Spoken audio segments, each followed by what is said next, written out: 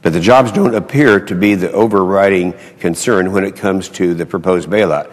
A November 13th commentary by the Chicago Sun-Times bluntly declared that Congress should, quote, attach environmental strings to the Big Three bailout.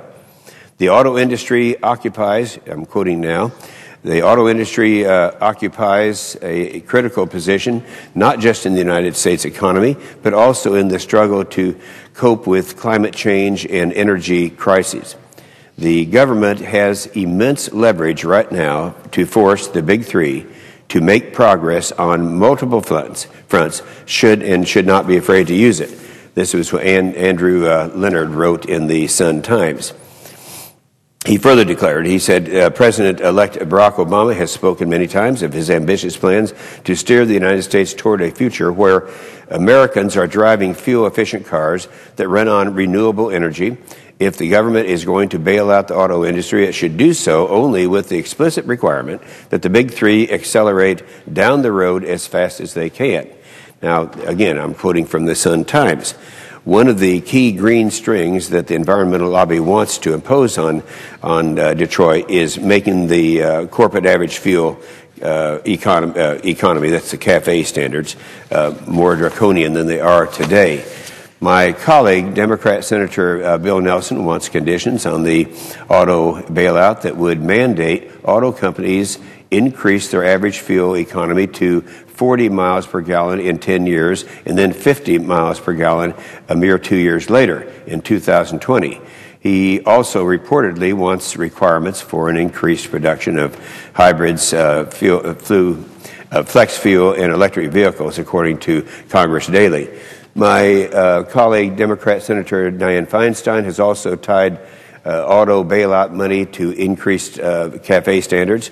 Quote, Congress should require that the automakers shift to a new business model that focuses on hybrid, electric, and other next-generation vehicle technologies, she wrote on November 14th. She even expands the mandates to include costly global warming concerns by requiring the NHTSA to use the Energy Information Administration's most accurate gasoline price projection and consider global benefits from reducing greenhouse gas emissions when setting CAFE standards. Again, that's a quote. The Wall Street Journal countered with a common-sense alternative to increasing CAFE standards. And I'm quoting again here.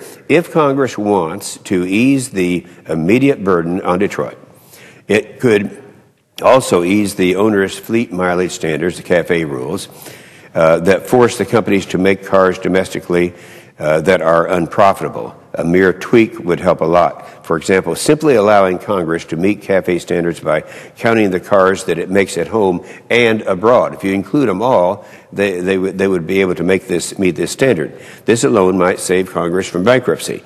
But Chrysler from bankruptcy, but Congress is not going to budge on that simple change. This latest bout of environmental thuggery is not an isolated incident.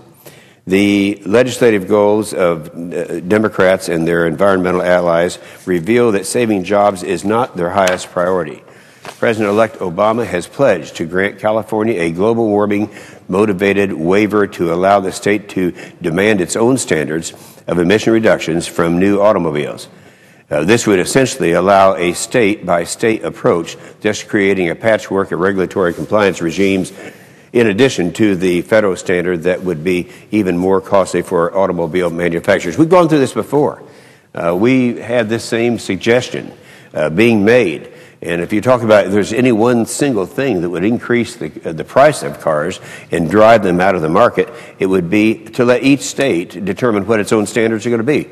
It just cannot work. The Wall Street Journal summed up this attempted hostile green takeover and the efforts to create an environmental motor company this way.